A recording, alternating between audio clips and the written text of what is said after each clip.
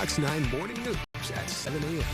Welcome back. 7:45 right now. Of course, we're keeping a very close eye on airports across the country, including MSP International this morning. This ongoing government shutdown is impacting more and more flights. Right. The FAA saying they're reducing air traffic by 10% across 40 airports, including our airport, if the government shutdown doesn't end by tomorrow. This is an effort to maintain safety amid the shutdown and ongoing staffing shortages. Kyle Potter joining us now from Thrifty Traveler this morning, starting to see some of the first flights go out and take off across the country. I know you are traveling right now. Kyle, just first and foremost, what are you seeing? What are you hearing?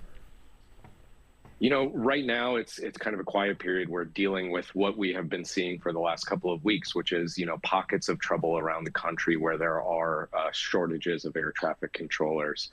But right now is the really critical period for airlines to try to untangle how they're going to make these 10% reductions by early next week without causing widespread disruptions, not just at 40 airports, including Minneapolis, but truly nationwide. And that's the big question right now. Right, and then with those disruptions and trying to mitigate that, you still have a ripple effect in the way airlines will kind of be a part of the air traffic going on in our country. What are we thinking we'll see as far as delays and cancellations? I guess you can't really look into your crystal ball. What would you expect, though, if you're looking at a 10% reduction? I would think you'd have to have a number of delays and maybe some cancellations. No question. I don't have a crystal ball. I really wish I did right now, and I don't want to scare people, but I do think it's smart to prepare for the worst. And, the worst case scenario here is that in making these 10% reductions starting tomorrow, there is going to be a cascading effect, a snowball effect that flights, not just thousands, but potentially tens of thousands of flights every single day. We just don't know because it depends on how airlines try to handle this and if their systems can truly cope with rescheduling all of the crews and the planes that they're going to need to reschedule in order to make this a reality. And, we've seen so many meltdowns over the course of the last 4 or 5 years where, airline systems have really buckled under the weight of, a big snowstorm. And this truly is a big snowstorm. It's just coming from the FAA.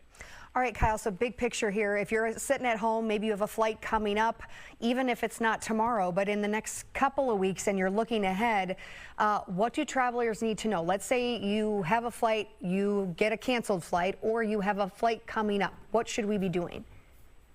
If we're talking about flights later next week, the following week, certainly into Thanksgiving, I think you just need to hold on and watch the news because, if Congress and the Trump administration come to a deal, all of this changes pretty rapidly, right? But, this weekend, early next week, even into later next week, I think you need to start looking into backup plans. You need to know your rights and know that when an airline cancels your flight, you are entitled to a full refund for any reason. Even if it's a decision coming down from the FAA, you can get your money back if your flight gets canceled or significantly delayed. And finally, we're going to see pretty shortly here, I think, airlines come out with big waivers that give travelers who are booked to fly within the next couple of days, maybe a week or more, some pretty unprecedented flexibility to either change their flight, to push it back a couple of weeks maybe without any change fees or fare differences, or potentially just cancel that reservation altogether and get a full refund, even if their flight isn't explicitly canceled.